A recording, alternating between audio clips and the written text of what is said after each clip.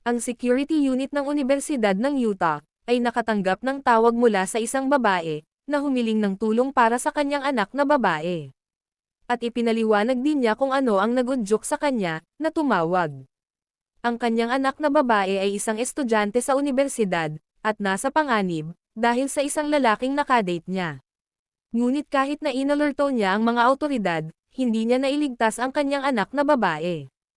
Ang 21 taong gulang na si Lauren McCloskey ay isang batang ambisyosong babae. Siya ay isang estudyante sa Universidad ng Utah. Siya ay isang mang-aawit, mananayaw, at matagumpay na track and field athlete. Mahusay siya sa halos lahat ng sinasalihan niya. Ngunit ang kanyang mga pangarap ay naglaho bigla. Noong October 22, 2018 sa parking lot ng kanyang campus, nakipag-date siya sa isang lalaki sa loob ng isang buwan, bago niya nalaman ang katotohanan, kung sino siya. Nang hiwalayan niya ito, ay sinimulan siya nitong inistalk. Humingi ng tulong si Lauren sa marami, ngunit, kalaunan ay nauwi pa rin siya sa isang malagim na pagkama. Ano ba talaga ang nangyari sa kapuspalad na kaso ni Lauren McCloskey? Dahil sa kanyang galing, ang kanyang mga magulang ay nagpasya na isali siya sa mga aktibidad na maaaring magamit ang kanyang enerhiya sa isang bagay na produktibo. Tinanggap niya ang kanyang lugar sa Universidad ng Utah at iniwan ang kanyang bayan upang mag-aral sa Salt Lake City. Ipinagpatuloy niya ang kanyang mga tagumpay sa palakasan at mahusay din siya sa academic at Major of Communications. Maganda ang buhay panlipunan ni Lauren, ngunit nagbago ang lahat noong September 2018. Nang bumisita siya sa isang bar malapit sa kanyang campus, kasama ang ilang kaibigan, at may nakilala siyang lalaki na nagpakilalang bouncer. Ang kanyang pangalan ay Sean Fields, at siya ay 28 taong gulang. Sinabi niya sa kanya na siya ay isang estudyante sa lokal na Salt Lake Community College, at nagtatrabaho sa isang call center. Nagpalitan sila ng mga numero, at nag-set up ng date para sa mismong susunod na araw, at nang nagkita sila, he treated her very well. She was so happy about him that she informed her mother about Sean. Binanggit iyon ng mga kaibigan ni Lauren para itong isang fairy tale, at napakaganda nito para maging totoo. Pero, masaya siya at masaya sila para sa kanya. Di nagtagal ay napansin ng mga kaibigan ang mga pagbabago sa kanyang pag-uugali. Madalas niyang dinadala si Sean, at sasabihin sa kanila, kung ano ang ginawa o hindi niya pinapayagan. Halimbawa, sinabi niya sa kanila na sinabi ni Sean, maaari niyang dalhin ang ilan sa kanyang mga kaibigan, upang tumambay sa kanila. Minsan pa nga niyang diktahan ang kasuotan nito, sinabihan niya itong magsuot ng t-shirt, at jeans sa isang date, at magagalit siya kung pumunta si Lauren kahit saan, nang hindi sinasabi sa kanya, at napansin din ito ng kanyang mga kaibigan. Pero okay lang si Lauren sa ugali na ito, nang tanungin siya ng kanyang mga kaibigan tungkol dito. Sinabi niya sa kanila, si Sean ay nagkaroon ng ilang mga insecurities mula sa kanyang mga nakaraang relasyon, na naging dahilan upang kumilos siya ng ganito. Inalok pa siya nito, na magdala ng pepper spray, para protektahan ang sarili mula sa ibang lalaki. Sa isang punto, hiniling ni Sean kay Lauren na magsanay sa pagpapaputok, at gusto niyang kumuha ng baril para sa kanya. Noon, ang mga kaibigan niya, ay naging concern talaga sa kanya. Pumunta ang kanyang mga kaibigan sa tagapayo sa pabahay na si Diamond Jackson, noong October 2, nagpadala ng email si Diamond, sa kanyang unang supervisor. At sinabi ang lahat ng mga bagay na mali kay Lauren. Gayunpaman, hindi nila kailangang maghintay ng masyadong matagal, dahil, si Lauren mismo ang nakatuklas ng ID ni Sean. Na ipinakita ang kanyang tunay na pangalan, at kaarawan. Siya ay nagsinungaling sa kanya sa simula, ang kanyang tunay na pangalan ay Melvin Sharolan, at siya ay 37 taong gulang. Isang mabilis na paghahanap online, na pag-alaman, na siya ay may sexual na pagkakasala, at nakalaya. Nakagawa siya ng 2 krimen noong 2004, at nakapagdesisyon siya, na kailangan niyang umalis sa relasyong iyon sa lalong madaling panahon. Ipinaalam niya sa kanyang ina, at sinabi niya dito, na ito ang nararapat na gawin. Nag-iba ang mga pangyayari, nang sinubukan ni Lauren na makipaghiwalay kay Sean, o Melvin, ang totoong niyang pangalan. Tinawagan niya ito sa kanyang campus, noong October 9, at tinanong niya. Itinanggi niya ang karamihan sa mga paratang, at inangkin na ang insidente ay mula pa noong nakalipas na mga taon, at ang menor de edad na babae, ay nagsinungaling tungkol sa kanyang edad. At nagstay si Melvin sa kanya sa gabing iyon, at sa huli, ay nagawa niyang wakasan ang relasyon sa nila. Pagkatapos ng maraming pagsisiyasat, mula sa kanyang mga kaibigan. Ngunit kinuha niya ang kanyang kotse, at kailangan niyang ibalik ito. Nang ipaalam niya sa kanyang ina ang tungkol sa kotse, at break up, nagpa siya siyang tumawag sa campus police, para sa tulong. Tinanong niya kung maaaring humingi ng tulong si Lauren. Nang dumating si Melvin para ibaba ang kanyang sasakyan, nakaramdam siya ng panganib at ayaw niyang mag-isa ang kanyang anak. Nag-alok ang campus police, na tulungan si Lauren. Tinanong din siya ng university police, kung kailangan niya ng kasama niya, para kunin ang kanyang sasakyan. Dumating si Melvin para ibaba ang kotse, at ipinakita ng security footage, na walang kakaibang nangyari. At naghiwalay silang dalawa ng maayos. Naniniwala ang lahat na ang mga bagay ay natapos sa isang positibong pangyayari. Bumalik si Lauren sa kanyang regular na gawain, at pumasok sa kanyang mga klase. Ngunit tumagal lamang ng 2 araw, pagkalipas ng 2 araw, nagsimulang makatanggap si Lauren ng mga misteryosong text message, mula sa mga hindi kilalang numero. At ipinaalam niya kaagad sa campus police, naghinala rin siya, na may nagtatangkang manggulo sa kanya. Dahil ang mga text ay hindi tumitigil sa pagdating, kahit na pagkatapos niyang e-block ang ilang numero. Muli niyang ipinaalam sa pulisya, at tiniyak nila sa kanya, na ipapahawak nila ito sa isang pulis. Gayunpaman, wala siyang narinig mula sa pulisya noong araw na iyon. Sa isang punto, isang hindi kilalang numero ang nag-text sa kanya, na may mga compromising pictures nila ni Melvin. Kahimangi sila sa kanya, ng $1,000, at nagbanta na maglalabas ng mga larawan, kung hindi nila matatanggap ang pera. At nagsumbong ulit si Lauren sa mga pulis. Nang kamprontahin niya si Melvin, nagsinungaling ito sa pagsasabing, na bina-blackmail din siya saka siya nagpadala ng pera sa blackmailer. Ipinaalam ng pulisya ng campus ang patrol officer na si Miguel Deres, tungkol sa insidente. Ngunit walang dumating na tulong.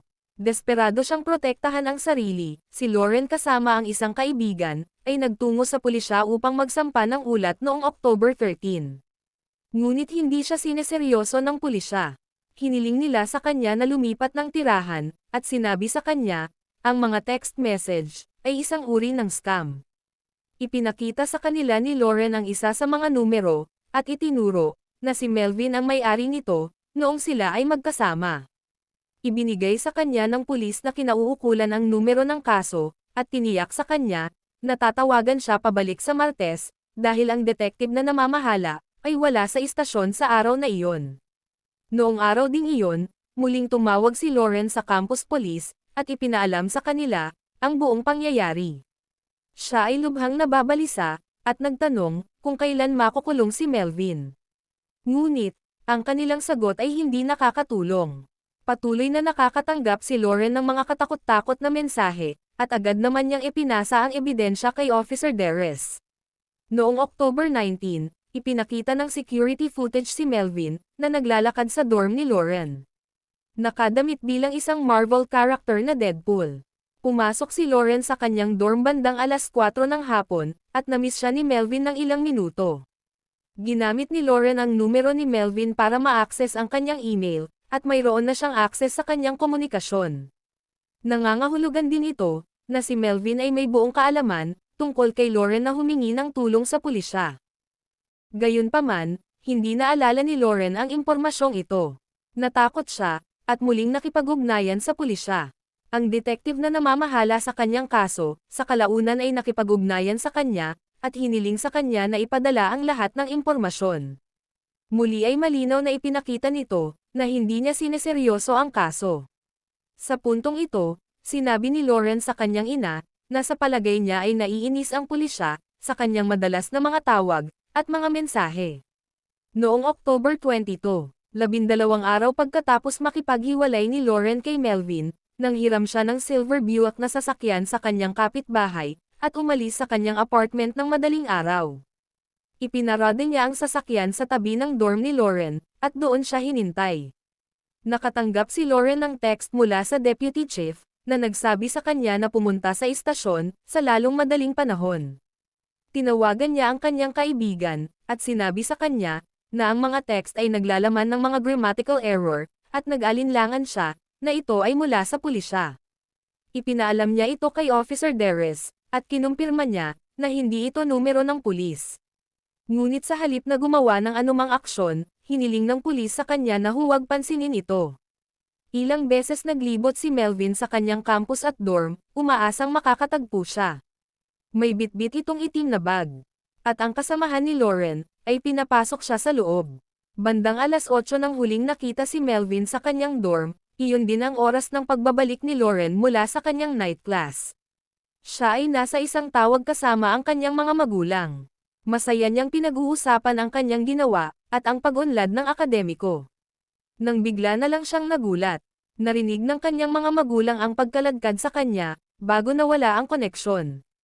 Agad silang tumawag sa 911, naalarma ang lahat ng unit at nagsimulang hanapin si Lauren. May hinala silang kaso ito ng kidnapping. Ayon sa mga pulis, maraming saksi ang nakarinig ng ilang mga putok. Nag-issue sila ng mga utos, para sa lahat ng mga mag-aaral, na huwag lumabas at manatili kung nasaan sila naroon. Desperadong hinahanap nila si Melvin Roland sa puntong ito. Pagkatapos ng masusing paghahanap, tuluyang natagpuan ang bahay ni Lauren sa parking lot, sa campus sa loob ng hiniram na silver na Buick. 7 beses siyang binaril ni Melvin. Lumabas ng campus si Melvin, at nakipag-date kaagad sa ibang babae na nakilala niya sa dating app. Kumilos ng normal na parang walang nangyari. Gayunpaman, nakita ang kanyang larawan noong gabing iyon at nagpas siyang makipag-ugnayan sa pulisya. Hinabol siya ng pulis, at natagpuan siyang pumasok sa simbahan ng Trinity AME. Pumasok ang mga pulis sa loob para hanapin siya. Pinatunayan ng mga ebidensya, na si Melvin Roland ay tinapos ang sariling buhay. Ang mga kaibigan at pamilya ni Lauren, ay labis na nagulat, sa kanyang hindi napapanahong buhay. Naalala siya ng kanyang mga kasamahan, bilang isang matalinong babae, na mahusay sa palakasan, at akademya. Pagkaraan ng 2 araw, nagdaos ng memorial ang Universidad ng Utah para kay Lauren. Ang mga kaibigan at pamilya ni Lauren, ay nagsabi na ginawa niya ang lahat ng paraan, upang alertuhan ang mga pulis para sa tulong. Ngunit, hindi sila gumawa ng anumang aksyon. Naniniwala sila na mapipigilan sana ito, sa isang simpleng paghahanap sa online, kay Melvin. Ang mga magulang ni Lauren, ay nagdemanda sa UN University of Utah, ng $56 million. Dahil sa kanilang kapabayaan. Ngunit, tinanggi ng universidad ang lahat ng hindi pagkilos, at sinabing hindi ito mapipigilan. Ngunit ito ay maliwanag, na sinusubukan lamang nilang maiwasan ang pananagutan para sa isang malaking kawalan. Ang kaso ay kalaunan ay naayos sa labas ng korte, at ang mag-asawang McCloskey ay nakatanggap ng $10.5 million. Isang karagdagang $3 million ang napunta sa Lauren McCloskey Foundation, na binuo upang dagdagan ang seguridad sa buong nationwide campus. Ang mga awtoridad ng universidad, ay nagtayo din ng isang panloob na trap para sa mga atleta ng campus, at pinangalanan ito sa pangalan ni Lauren. Sa kabila ng pagtanggi sa responsibilidad para sa insidente, ang mga awtoridad ng universidad, ay nagbigay ng kanilang pakikiramay, sa pamilya McCloskey. Ngunit ang mga salitang ito, ay hindi na muling magbabalik sa buhay ng dalaga. Ang kaso ni Lauren McCloskey, ay naging isang matinding aral para sa mga awtoridad na nagpapatupad ng batas ng bansa, at posibleng sa buong mundo. Maraming salamat po sa panonood. Kung hindi naman po kalabisan, paki-like at subscribe po sa aking channel. As always, keep safe everyone.